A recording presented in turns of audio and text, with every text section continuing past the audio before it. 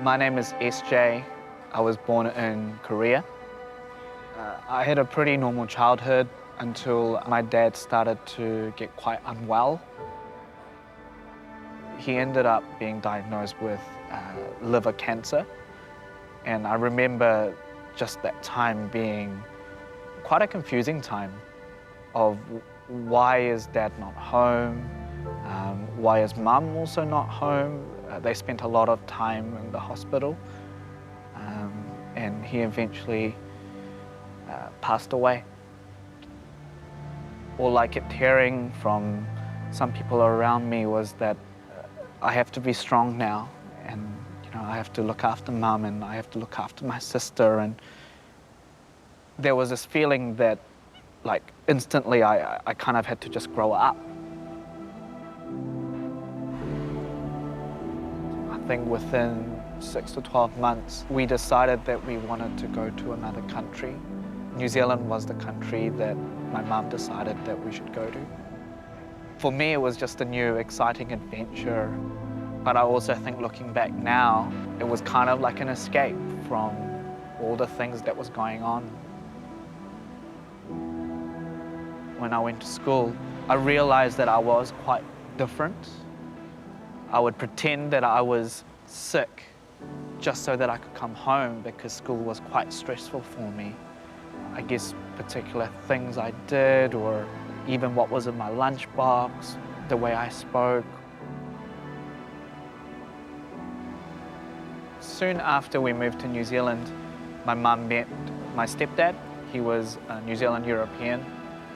I started to notice that there was tension between them and they were fighting, and it was never abusive or physical, but there was just this unsettledness in the family. And I remember just having this feeling of, I need to fix this. I need to put my family back together, or I need my family to be happy. When I got to the age of 16 and 17, towards the end of my high school years, everything just felt really overwhelming. There was just a lot about my life at that time that I didn't particularly enjoy. I tried a whole bunch of jobs, I tried a whole bunch of relationships, I tried a whole bunch of doing things on my own, and I had nothing left. I literally said to God, you know what? Like, you're it.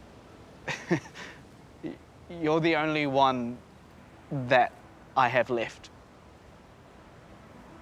And then everything started to change and everything started to make sense. And I started to find peace again. I started to find joy again. And I started to see that there was life to be lived that is greater than myself, that I could, it doesn't have to be about just me. It doesn't have to be just limited to what I want and what I need. I don't have to make it happen all on my own. I met this girl, and I remember on our first date, well, just after our first date, I remember thinking to myself, this is the girl that I want to marry. And yeah, she grounded me. We got married. 4 months after our wedding, we both kind of felt like there was more to life than the jobs that we were kind of doing at that time. And we got an email that said, hey, there's a missions trip to Cambodia. And we both kind of looked at each other and was like, this is it. We want to go to this. We actually decided that we were just going to quit our jobs, move out of the flat that we were in, and just go traveling for 4 months, and to really just seek after God. And that was possibly one of the best decisions that we've ever made in our life. When I think about culture, I always felt like I had to choose either one or the other. Like I either had to be Korean or I had to be Kiwi. But I've come to realize now that I don't have to be either. That I don't have to fit the stereotype of a Korean, and I don't have to fit the stereotype of a Kiwi, that I'm actually just my own unique person. God made me unique in my own way, and then I can be a very unique blend of both. I am SJ, and that's me. That's how God made me.